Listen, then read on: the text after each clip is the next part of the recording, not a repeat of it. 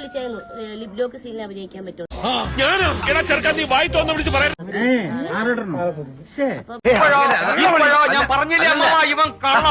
പുള്ളി തന്നെ പറഞ്ഞു വിളിച്ചിട്ട് ഹലോ നിമിഷല്ലേ, അപ്പൊ ഞാൻ പറഞ്ഞത് ഞാൻ നിമിഷയാണ്. ഇവൻ ആള് മൊണ്ണയാണെങ്കിലും തന്തക്ക് പറക്കാത്തവരാ. ഒരു സീൻ ഉണ്ടായിരുന്നു, ലിപ് ലോക്ക് സീനാണ്. പറഞ്ഞിട്ടില്ല, പക്ഷെ അത് നിമിഷയ്ക്ക് ചെയ്യാൻ പറ്റത്തില്ല കേട്ടോ. ചെറ്റവർത്താനം പറയല്ലേ, മനസ്സിലായോ? ശരിയെന്നും പറഞ്ഞ് പുള്ളി തന്നെ പറഞ്ഞു, പുള്ളി അത് കട്ട് ചെയ്ത് പോവുകയല്ലേ. അതല്ല ഉദ്ദേശം.